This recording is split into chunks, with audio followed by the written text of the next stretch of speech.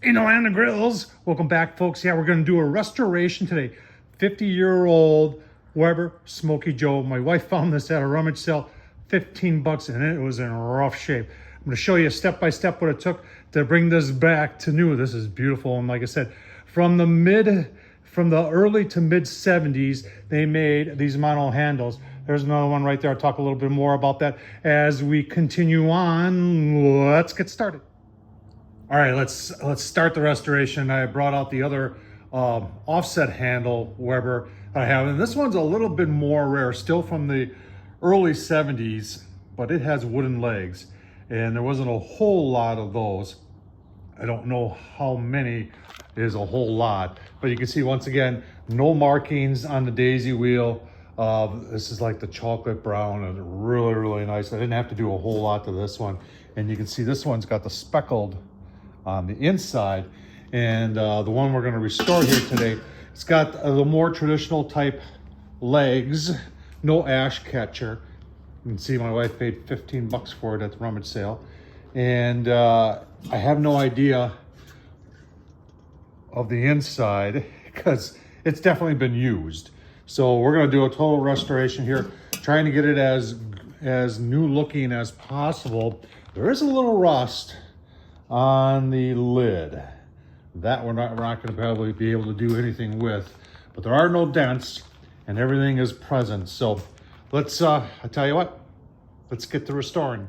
All right, folks, left the legs on. It's just going to be easier to clean out. I'll address those later, but I'm using this and this is the first time I saw this pro commercial use easy off oven and grill cleaner. They say a 3-minute deep clean, but under the barbecue grill section, they say to put it on heavy and let it set for 40 minutes or so, which we are doing right now. It does cling to the sides nice, and it also says not to use it on the interior of the grill, but you know, we're going to use it on the interior to see how it works. It's porcelain coated enamel, so it should be able to withstand just about everything. Got the grate sprayed, and the lid is sitting down there. Give it about 40 minutes, and then I don't know, I might just get out the pressure washer and give it a quick pressure wash to see if that assists in getting some of the 50 years of grime off of this grill. All right, so a couple years ago, I did a restoration of a 22-inch.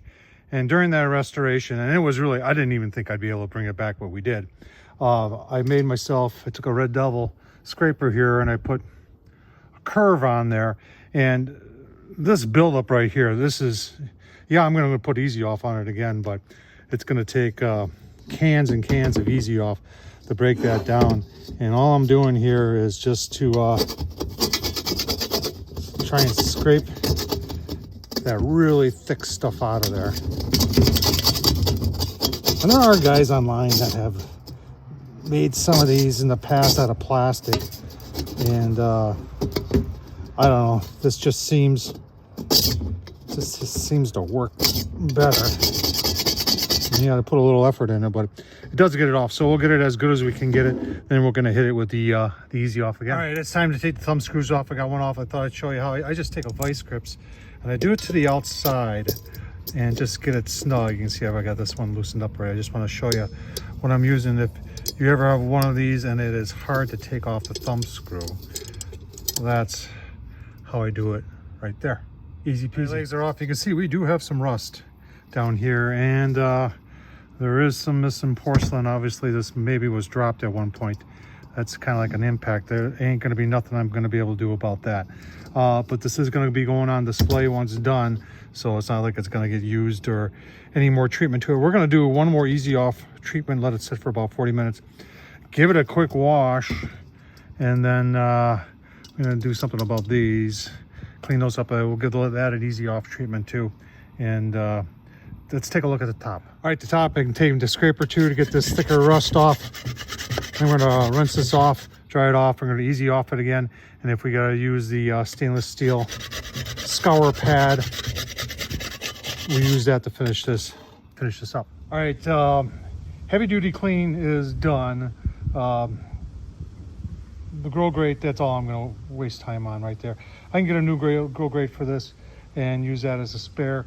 I've got the legs and the bottom grate, the charcoal grate, sitting in the tub there. We're going to soak that overnight in evapor rust And I'm going to take these two guys downstairs, do a little polishing on them, and hopefully do some more polishing on the legs, and give you a look-see. And we're going to address that handle along the way too. Keep on going. All right, it's next day. Good morning. We did finish off yesterday. Brought everything down into the shop. I just want to show you. I got a couple things going on here, but I did do some polishing on the bowl. I've got the aluminum looking really good inside of the bowl. I mean, that color really pops.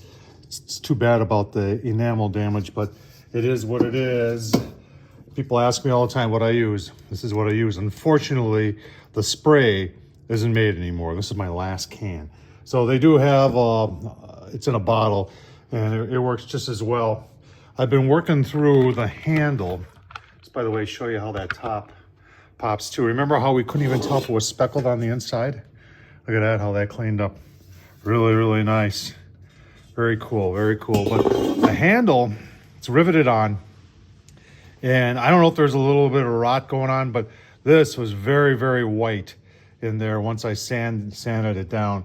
So I've taken a one of these wood finish stain markers, dark walnut, to darken this area up.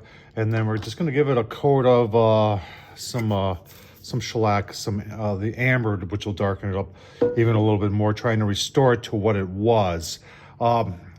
Next up is I got to get the legs out of the solution to get the rust out, and we'll be doing some wire brushing on that, and then maybe get it all back together. All right, back down in the shop, finishing up here. I just want to show you, we're using the wire brush. You can see all the debris and rust. Legs aren't too bad, but the Evapor Rust did a good job. But I want to get down the bare metal, which I'm doing using the wire brush. And then we're going to give it a coat of paint, just some black. It'll look more original. You can see we even got the cleaned up as good. And then I don't know why I put the effort into the charcoal grate, but I did. And I'm going to spray a coat of clear coat on that to keep that from rust. And that's where the majority of that debris down there came from. So I'll give you a look, see, once we got them painted, almost time for assembly. And you can see the handle. Handle turned out pretty good. Are you ready to eat? Here's an old Weber recipe book, 50 cents. Look at that. Tell you what, remember what this looked like? Yeah, this thing was in some pretty bad condition. And we have brought it back to life. Remember, we couldn't even tell if it was speckled on the inside. It was so blacked up from use, and we've got it all back.